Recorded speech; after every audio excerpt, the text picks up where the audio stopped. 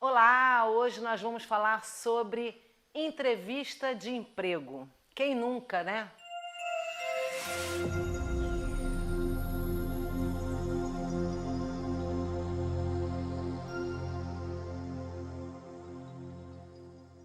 A primeira coisa, quando a gente vai para uma entrevista de emprego, claro, a gente já faz em casa antes mesmo de chegar lá nessa entrevista, que é o seu currículo. E hoje, já no currículo, você já tem que ter uma comunicação verbal bastante positiva. Nos modelos atuais, já se pergunta qual o seu objetivo, o que você pretende, como você se vê daqui a 5 anos.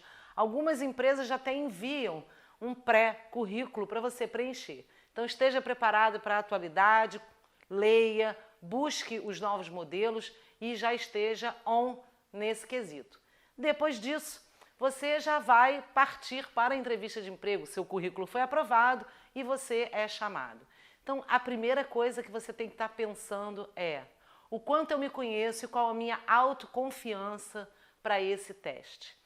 Alguns exercícios de respiração e de empoderamento ajudam muito e tem um TED bastante interessante da Amy Cuddy que ela diz que algumas empresas americanas eles já fazem um pré-teste nessa entrevista na sala de espera. Há câmeras sem os candidatos saberem e eles já estão observando qual a postura dos candidatos. A maioria deles, e ela mostrou algumas nesse TED, estão curvados nos seus celulares, lendo coisas, e eles já estão observando, onde tem pessoas onde estão mais relaxadas, observando o ambiente, né? Dá uma olhadinha na hora, olha para os concorrentes. Isso em algumas empresas já é uma realidade. Então, quando você chega nesse momento, entrou, já está valendo.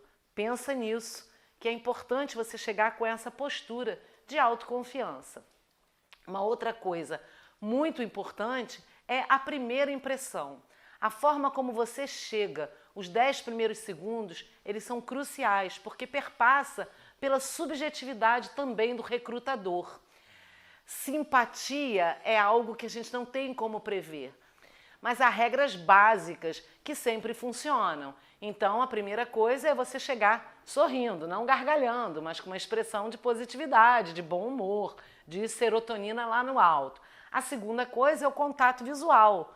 Uma pessoa que chega para ser entrevistado não pode estar olhando para o teto, para o relógio, ou ter tiques, que chamem a atenção do recrutador. A outra coisa é o aperto de mão, caso seja um aperto de mão firme, onde nem aquela coisa mole, nem de esmagar o dedo do entrevistador. Firme significa tô aqui, tô pronto e vamos começar. Há algumas regras básicas. Quando você está empoderado, quando você faz exercício de respiração, você consegue chegar, por exemplo, com um tom de voz agradável.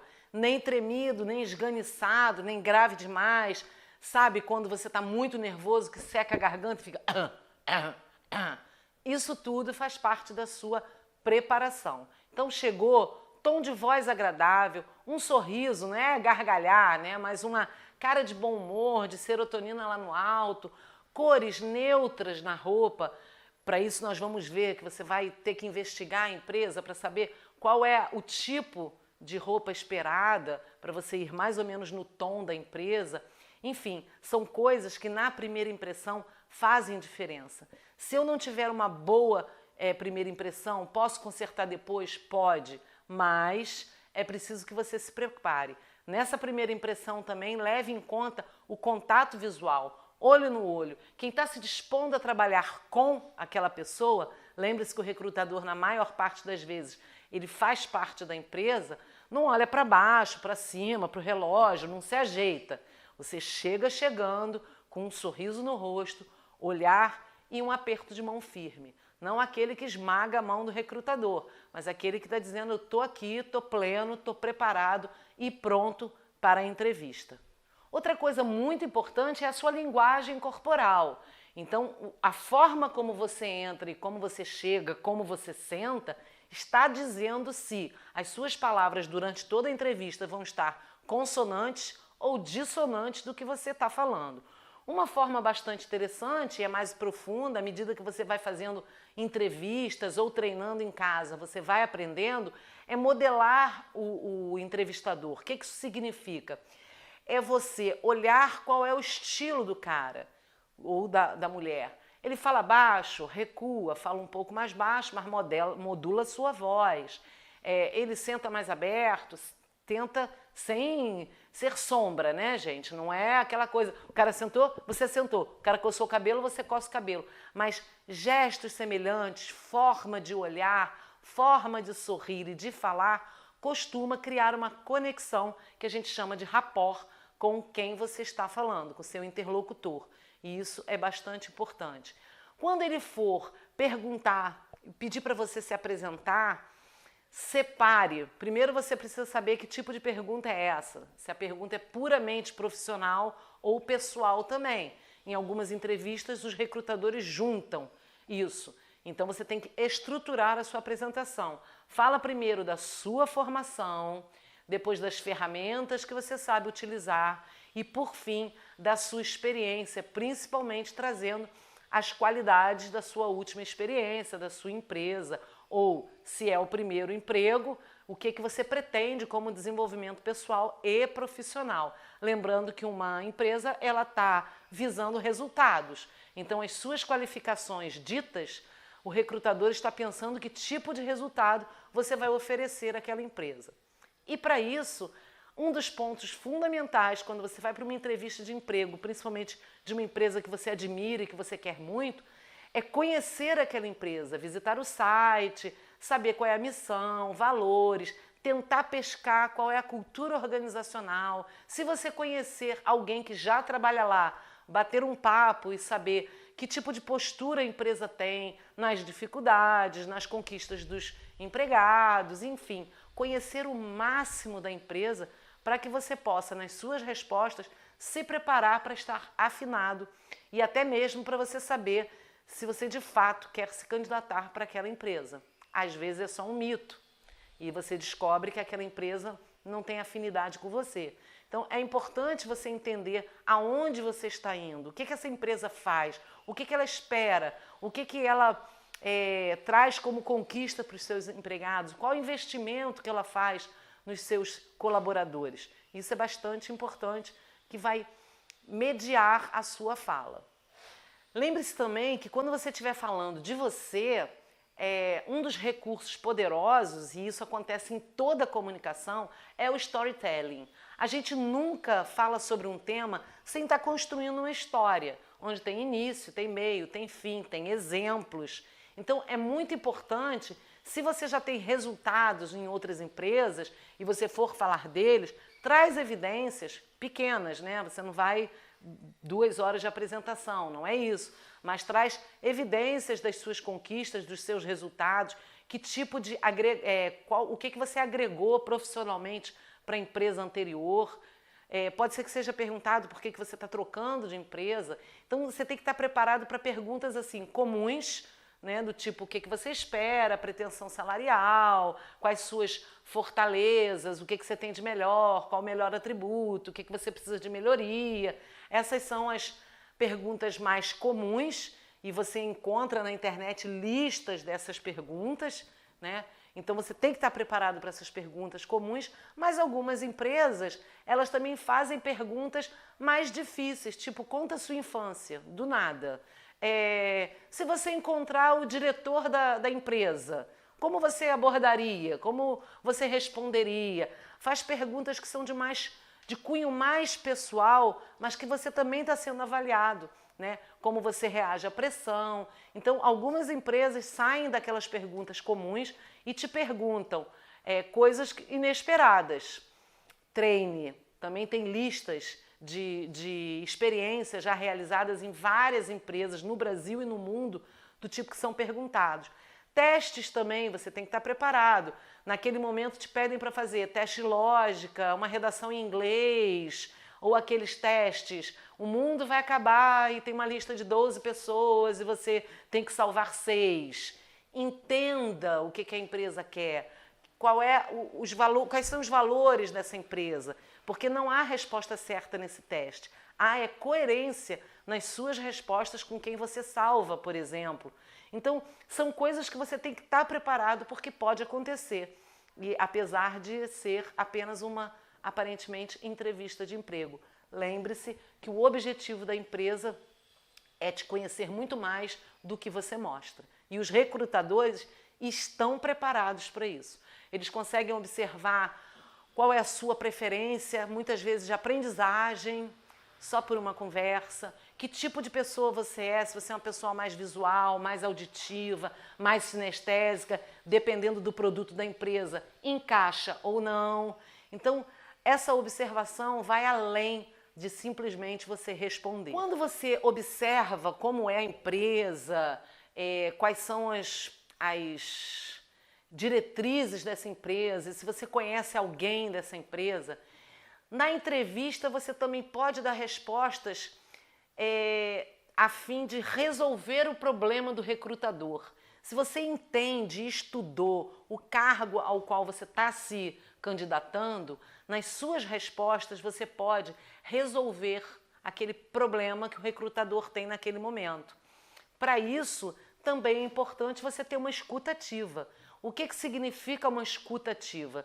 Significa que você precisa ouvir o que ele está falando e escutar. Ou seja, mentalmente você interpretar, ver se tem entrelinhas, conectar com aquilo que você estudou sobre a empresa, sobre o cargo e dar uma resposta eficiente, que seja clara, objetiva e que resolva ali o assunto, não seja prolixo.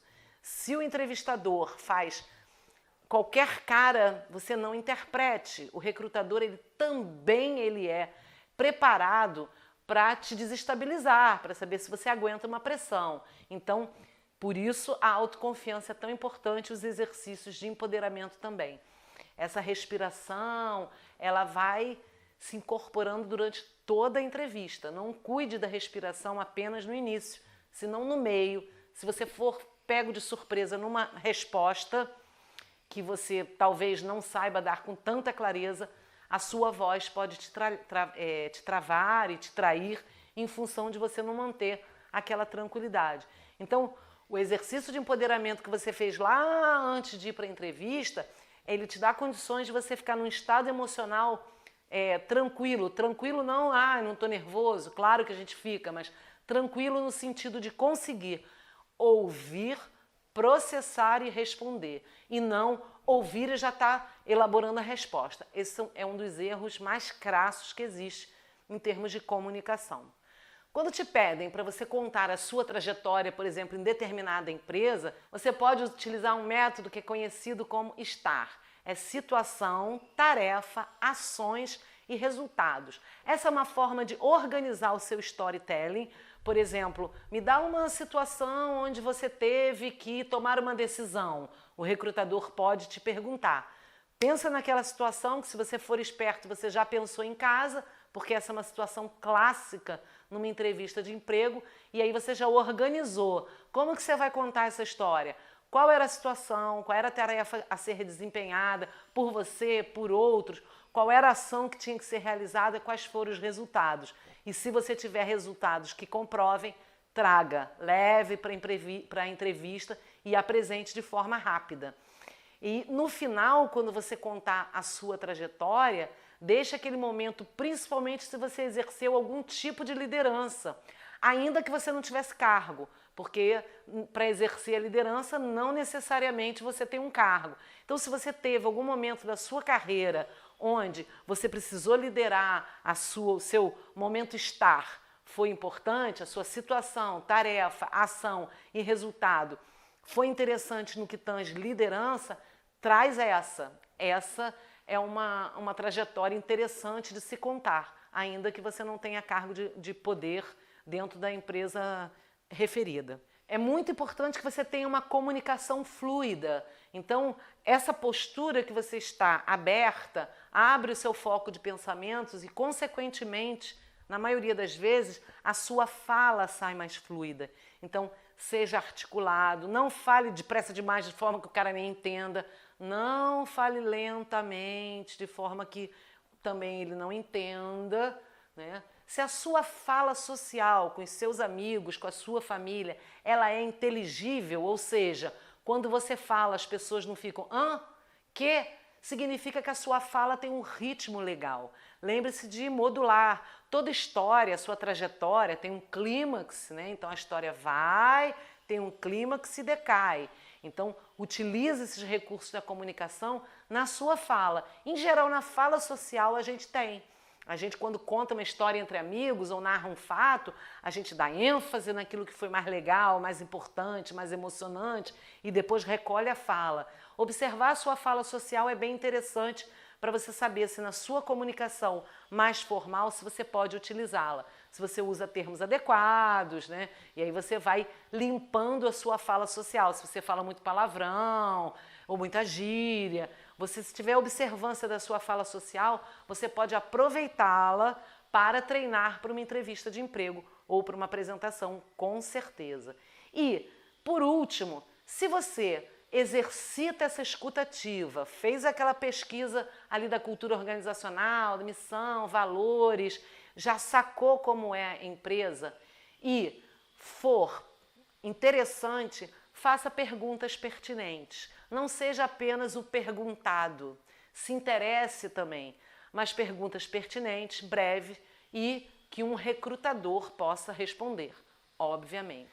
Eu espero que com essas dicas você tenha condições de se preparar bem para a sua entrevista de emprego, alcance o sucesso, lembre-se sempre de treinar, isso é muito importante, tenha uma autoobservação, autoconsciência, se empodere e vai lá.